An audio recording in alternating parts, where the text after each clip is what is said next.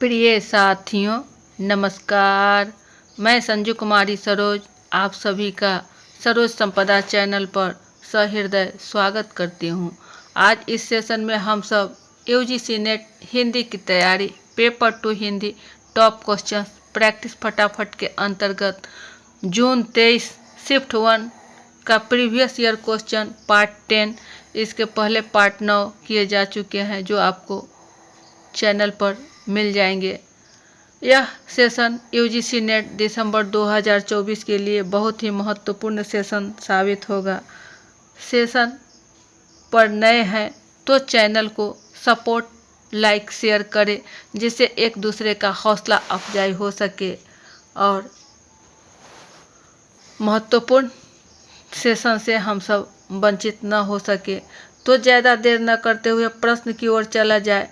प्रश्न 1 नंबर पर है, स्मृति आख्यान संस्मरण की पुस्तक हैं। ए, नंगा तलाई का गांव। बी, मुखरा क्या देखें। सी, लौट आओ धार। डी, याद हो कि न याद हो। ई, गोलमेज। ABCD में ऑप्शन दिए गए हैं, इनमें सही ऑप्शन का चयन करना है, कौन सा हमारा सही होगा। स्मृति आख्यान संस्मरण की पुस्तक जो है वो है आपका नंगा तलाई का गांव, ए। और इसके बाद है आपका लौट आओ धार, सी। उसके बाद है याद हो कि न याद हो, यानी डी। ए, सी और डी हमारा सही विकल्प ऑप्शन ए की ओर है। नंगा तलाई का गांव ये जो है आपको विश्वनाथ त्रिपाठी जी का है। ये रचनाकार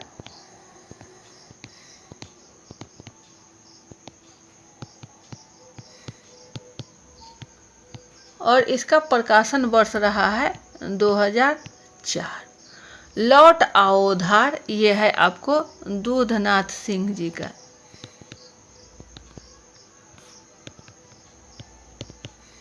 इसका प्रकाशन वर्ष है 1995। याद हो कि न याद हो यह है काशीनाथ सिंह।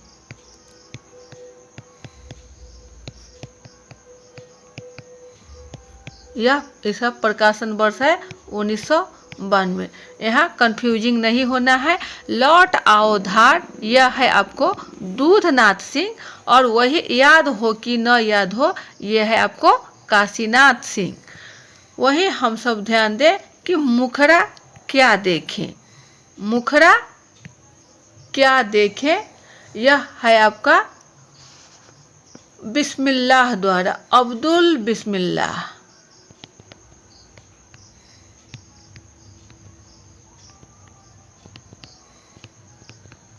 और इसका प्रकाशन वर्ष है 1996 ईस्वी। गोलमेज यह जो है आपको अरुण कमल जी द्वारा रचित और इसका प्रकाशन वर्ष 2009 है। यह आलोचना विधा से है। इस प्रकार हम लोग का सही विकल्प का मिलान कर लिया जाए। ये रहा सही आंसर ऑप्शन ए। चलिए नेक्स्ट क्वेश्चन 2 नंबर पर है, स्वनिम के संबंध में उपयुक्त कथन है। ए, वाक्य में शब्दों के संबंध निर्धारित करते हैं। बी, इसका संबंध मौखिक भाषा से है। सी, सार्थकता की दृष्टि से शब्द लघुतम इकाई है। डी, यह उच्चारित भाषा की लघुतम इकाई है। ई, इसका ज्ञान भाषा के शुद्ध उच्चारण को जानने में सहायक है। सही विकल्प का चयन करना है, कौन सा हमारा सही होगा। तो इसमें सही जो है वह है आपका सार्थक, यानी स्वनिम, स्व अपने से संदर्भ में है। इसका संबंध मौखिक भाषा से है। बी कथन सही है। उसके बाद यह उच्चारित भाषा की लघुतम इकाई है, यानी डी। बी के बाद डी, बी और डी के बाद ई यहाँ आपको ऑप्शन सी की ओर है, यानी इसका ज्ञान भाषा के शुद्ध उच्चारण को जानने में सहायक है। बी, डी और ई जो ऑप्शन सी की ओर है। सही आंसर का मिलान ये रहा हमारा सही विकल्प सी। नेक्स्ट क्वेश्चन 3 नंबर पर है। निम्नांकित अनुवादों को उनके हिंदी में पहली बार प्रकाशित होने के वर्ष के अनुसार पहले से बाद के क्रम में लगाइए। ए, खड़िया का घेरा, बी, एकांतवासी योगी, सी, श्रांत पथिक, डी, कामदेव का अपना बसंत ऋतु का सपना, ई, विश्व प्रपंच। इसमें सही विकल्प का चयन करना है। कौन सा हमारा सही विकल्प होगा? चलिए, खड़िया का घेरा, खड़िया का घेरा यह जो है आपको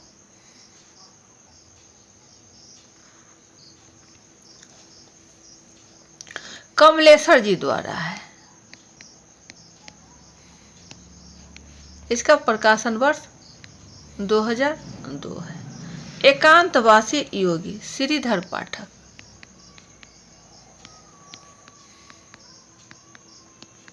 प्रकाशन वर्ष 1886।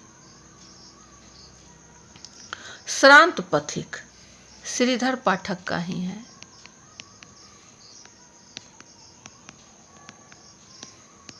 और इसका प्रकाशन वर्ष भी आपको 1902 है। कामदेव का अपना बसंत ऋतु का सपना है हबीब तनवीर साहब का। 2018 इसका प्रकाशन वर्ष। वहीं विश्व प्रपंच यह जो है रामचंद्र शुक्ल जी का है। प्रकाशन वर्ष 1907 है। इस प्रकार हमारा सही विकल्प आ रहा है 1886 सबसे पहले, यानी ऑप्शन बी। ऑप्शन बी ए की ओर है। ए, बी, सी, ई, ए, डी, बी, सी, ई, ए, डी, यही हमारा।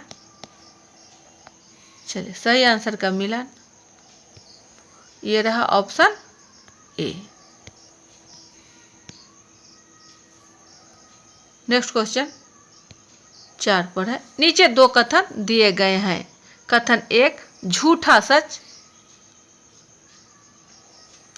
और जिंदगी नामा।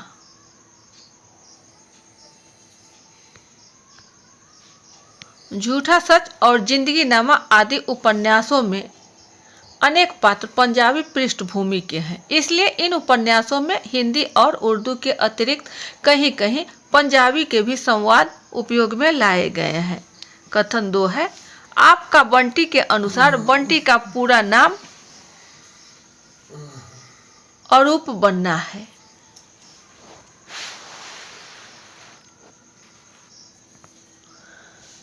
सही विकल्प का चयन करना है। ABCD में हमारा सही क्या होगा? कथन 1 जो है झूठा सच, यह आपको यशपाल द्वारा रचित है, जो 1958-60 में प्रकाशित हुई। जिंदगी नामा झूठा सच तमस जो है यह भीष्म साहनी जी का है। भीष्म साहनी जी का जो 1973 में है तमस। और वही जिंदगी नामा यह जो है आपका कृष्णा सोबती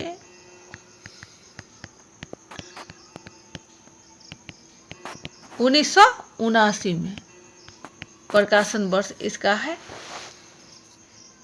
वही हमारा इस प्रकार यह जो हिंदी और उर्दू के अतिरिक्त कई कई पंजाबी शब्द का उपयोग में लाए गए हैं। यह कथन आपका पूर्णतः सत्य है। आपका बंटी यह मन्नू भंडारी कृत है। प्रकाशन वर्ष 1971, यह बाल मनोविज्ञान पर आधारित है।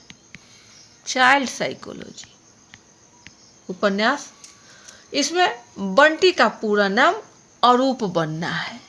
यह कथन भी आपको सही है, यानी कथन 1 सही है, कथन 2 भी सही है, जो ऑप्शन ए की ओर है। ये रहा सही आंसर।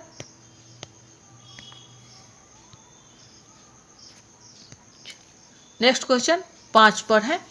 स्कंदगुप्त के स्त्री पात्र हैं। ए जेता, बी देवकी, सी मालिनी, डी रामा, ई चंदा। ऑप्शन में कोई 3 का चयन करना है, कौन सा हमारा सही होगा। स्कंदगुप्त के स्त्री पात्र, तो ये है आपको देवकी, मालिनी और रामा। जेता और चंदा यहाँ नहीं है। स्त्री पात्र में और भी है, अनंत देवी है। अनंत देवी, जयमाला, विजया और कमला भी आपको स्कंदगुप्त के स्त्री पात्र में है। इसके नाटककार, स्कंदगुप्त के जो नाटककार हैं वो जयशंकर प्रसाद जी हैं और इसका प्रकाशन वर्ष 1928 रहा है। इनके पुरुष पात्र भी हैं। पुरुष पात्र के अंतर्गत आपको स्कंदगुप्त,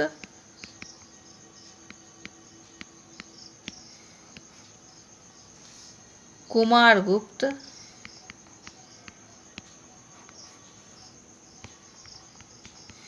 पर्णदत्त, बंधु वर्मा, मातृगुप्त, प्रपंच बुद्धि, सर्वनाग, भरटाक, प्रख्यात कृति, ये सब पुरुष पात्र हैं। स्कंदगुप्त नाटक में मुख्यतः 5 अंक हैं। प्रसाद जी के अन्य नाटकों में आपको है सज्जन 1910 में ये नाटक है। कल्याणी परिणय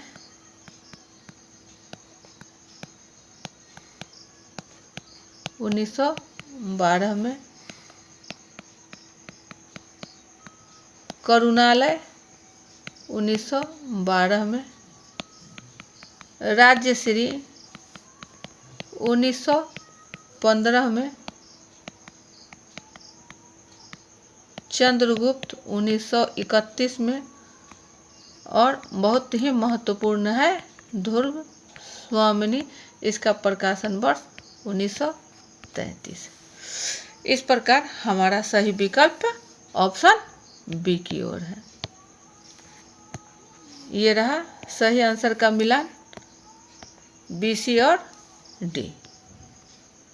चलिए नेक्स्ट क्वेश्चन 6 पर है। रामकृष्ण और शिव के व्यक्तित्व पर किस समाजवादी चिंतक ने विचार किया है? ए जयप्रकाश नारायण, बी राम मनोहर लोहिया, सी आचार्य नरेंद्र देव, डी मधुलिमय। इसका सही विकल्प क्या होगा? तो रामकृष्ण और शिव के व्यक्तित्व पर जो समाजवादी रूप में चिंतक किए हैं वो है हमारे लोहिया जी, जिन्हें राम मनोहर लोहिया के नाम से जाना जाता है, जो अभी तक चलते आ रहा है। ऑप्शन बी की ओर है।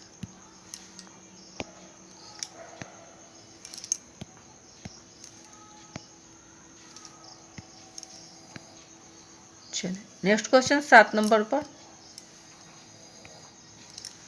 आलोचना पत्रिका के संपादक नहीं रहे हैं। ए अरुण कमल, बी परमानंद श्रीवास्तव, सी नामवर सिंह, डी कमला प्रसाद। तो हम सब ने जान लिया कि इसमें कमला प्रसाद जो है वो नहीं रहे हैं संपादक, और बाद बाकी अरुण कमल जी हैं, परमानंद श्रीवास्तव जी भी है और नामवर सिंह भी है। यह कमला प्रसाद जो है यह आलोचना पत्रिका के संपादक नहीं रहे हैं। इन्होंने पहल और वसुधा पत्रिका के संपादन किया।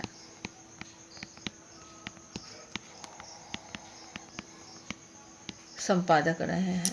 वहीं अरुण कमल जी, परमानंद श्रीवास्तव और नामवर सिंह जो है ये आलोचना पत्रिका के संपादक रहे हैं। यह आलोचना पत्रिका जो है आपको त्रैमासिक है।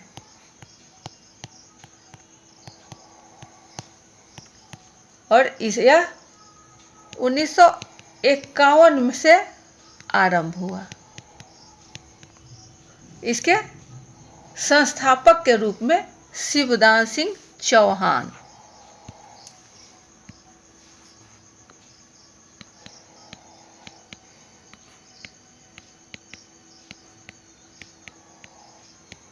ये संस्थापक रहे हैं।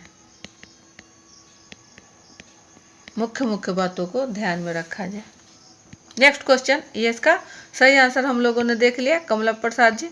चलिए 8 नंबर पर है, कोसी का घटवार कहानी में लक्ष्मा के संदर्भ में आए शब्द काला चेरेऊ का क्या अर्थ है? ए सुहाग चिन्ह, बी बिंदिया, सी करधनी, डी कंगन। इसका सही विकल्प क्या है? तो कहानी में कोसी का घटवार जो कहानी है उसमें लक्ष्मा के संदर्भ में जो शब्द काला चेरेऊ का अर्थ है सुहाग चिन्ह। क्या है हमारा? सुहाग चिन्ह, ऑप्शन ए की ओर है। ये रहा सही आंसर। नेक्स्ट क्वेश्चन 9 पर, नाटकों में गीतों के प्रयोग के बारे में सत्य कथन है। ए अंधेर नगरी में कबाब वाला, नारंगी वाला, कुंजारिन, हलवाई और ब्राह्मण गीत गाकर अपनी बात कहते हैं। बी दोहा छंद का प्रयोग अंधेर नगरी और बकरी नाटकों में किया गया है। सी महाभोज, आधे अधूरे और आषाढ़ का एक दिन में कोई भी पात्र गीत नहीं गाता है।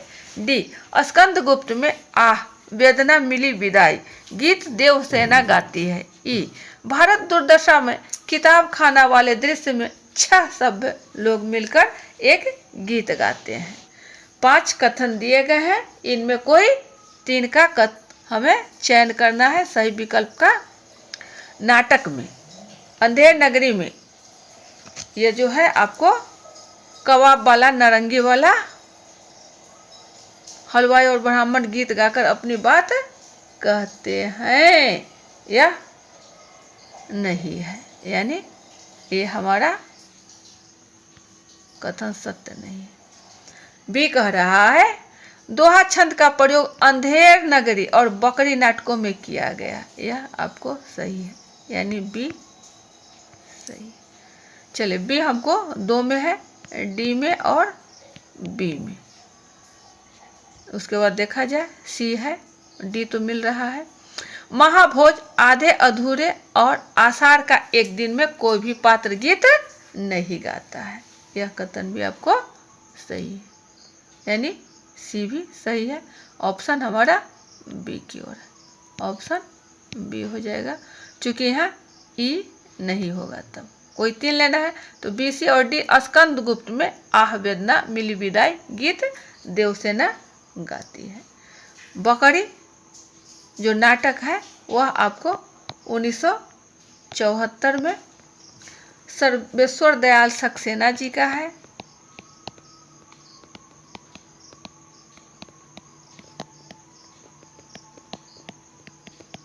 जो प्रतीकात्मक नाटक है, इसमें जनवादी चेतना, राजनीतिक व्यंग, आदमी की व्यथा आदि का विसंगति का चित्रण किया गया है। स्कंद गुप्त, पिछले पन्ना में हम लोगों ने देखा कि 1928 ईस्वी में जयशंकर प्रसाद जी का एक ऐतिहासिक नाटक है। महाभोज, यह आपको पिछले पन्ना में भी मिला, 1982 में मन्नू भंडारी का नाटक है।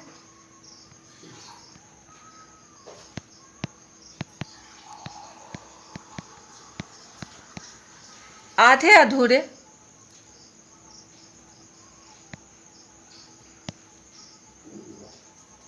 (1969) में, और आषाढ़ का एक दिन 1958 में मोहन राकेश जी का नाटक है।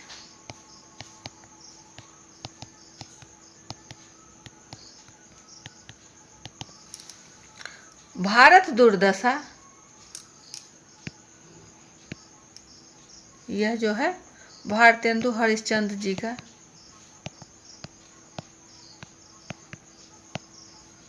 नाटक है। इसमें कुल 6 अंक है।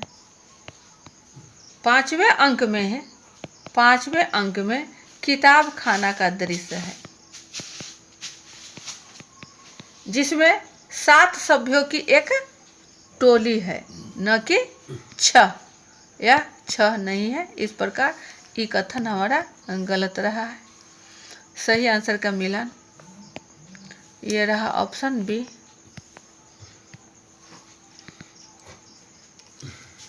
नेक्स्ट क्वेश्चन 10 पर है। भारतीय नवजागरण के संबंध में उपयुक्त कथन है। ए, नवजागरण का जमाना सभ्यताओं की टकराहट का न होकर सभ्यताओं के आत्मनिरीक्षण का था। बी, ईश्वरचंद विद्यासागर ने स्त्री अधिकार आंदोलन की निंदा की। सी, औपनिवेशिक माहौल में भारत का नवजागरण बुद्धिवादी जागरूकता के अलावा राष्ट्रीय आत्म पहचान का संघर्ष भी था। डी, स्वामी दयानंद सरस्वती हिंदुओं की मूर्ति पूजा का समर्थन करते थे। ई, भारतीय नवजागरण के जनक राजा राम मोहन राय को जीवन में आरंभिक काल में ही रूढ़िवादियों प्रबल विरोध का सामना करना पड़ा। 5 कथन दिए गए हैं, इनमें कोई 3 का चयन करना है ABCD के सही विकल्पों से। देखा जाए भारतीय नवजागरण के संबंध में जो कथन सत्य है, नवजागरण का जमाना सभ्यताओं की टकराहट का न होकर सभ्यताओं के आत्मनिरीक्षण का था। यह कथन आपको पूर्णतः सत्य है। बी, ईश्वरचंद विद्यासागर ने स्त्री अधिकार आंदोलन की निंदा की। निंदा नहीं, आंदोलन के लिए उन्होंने आरंभ किया गया था। यह कथन गलत हो जाएगा, यानी ए सही है और बी गलत है। तो देखा जाए बी इसमें है, यह कैंसिल हो गया। चले सी की ओर। औपनिवेशिक माहौल में भारत का नवजागरण बुद्धिवादी जागरूकता के अलावा राष्ट्रीय आत्म पहचान का संघर्ष भी था। यह भी कथन आपका सही है, क्योंकि आत्म पहचान की बातें यहाँ की गई है। ए सी आपको 2 में है, ए सी, ए और बी में। चलिए देखा जाए डी की ओर। स्वामी दयानंद सरस्वती हिंदुओं की मूर्ति पूजा का समर्थन करते थे। नहीं, ये घोर विरोध करते थे मूर्ति पूजा का। तो डी हमारा गलत। ई, भारतीय नवजागरण के जनक राजा राम मोहन राय को जीवन में आरंभिक काल में ही रूढ़िवादी प्रबल विरोध का सामना करना पड़ा। ये हमारा पूर्णतः सत्य है। ए सी ई ऑप्शन ए की ओर है। सही आंसर का मिलान ये रहा ऑप्शन ए। नेक्स्ट क्वेश्चन 11 पर है। नीचे 2 कथन दिए गए हैं। अभी कथन ए, अंग्रेजों ने पुरानी आर्थिक संरचना को बदला, जमीन का नया बंदोबस्त किया। नए बंदोबस्त के कारण जमीन को क्रय विक्रय करने की छूट मिल गई। कारण आर, बदलती हुई परिस्थितियों में बुद्धिजीवी वर्ग के लोगों ने समाचार पत्रों के माध्यम से अंग्रेजों के अत्याचारों का विरोध करना आरंभ कर दिया। सही विकल्प का चयन करना है। ए और आर में कौन हमारा ABCD में सही होगा। तो अभिकथन ए जो है, अंग्रेजों ने पुरानी आर्थिक संरचना को बदला, आर्थिक संरचना को बदला, जमीन का नया बंदोबस्त किया। नए बंदोबस्त के कारण जमीन को क्रय विक्रय करने की छूट मिल गई। यह सही है। बदलती हुई परिस्थितियों में बुद्धिजीवी वर्ग के लोगों ने समाचार पत्रों के माध्यम से अंग्रेजों के अत्याचार का विरोध करना आरंभ कर दिया। यह भी कथन सही है, यानी हमारा जो ऑप्शन है वह बी की ओर है। कथन ए, दोनों कथन सही है। कथन आर ए भी सही है और कथन आर भी सही है। इसे कारण में क्योंकि भी लगाने पर यह भी कारण सही होगा आपको। चल, ऑप्शन ए।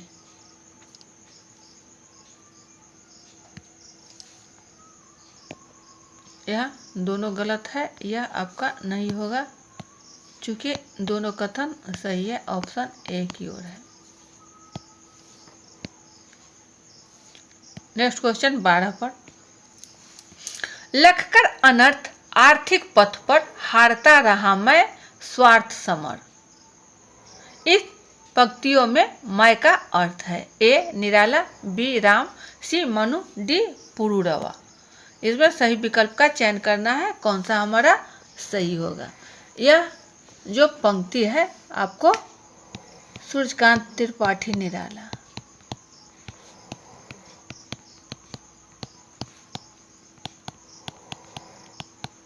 और इस पंक्ति में निराला जी ने जो काव्य लिखे हैं, सरोज स्मृति 1935 में पहला संस्करण, अनामिका जो है इसी का द्वितीय संस्करण है।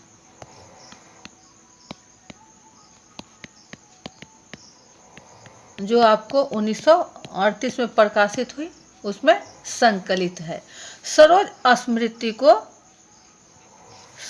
स्मृति को सूर्यकांत त्रिपाठी निराला जी ने हिंदी का सर्वश्रेष्ठ प्रथम शोक गीत माना गया है। प्रथम शोक गीत हमारा मैं का अर्थ हो रहा है निराला, निराला जी का यह कथन। सही आंसर का मिलान ये रहा ऑप्शन ए।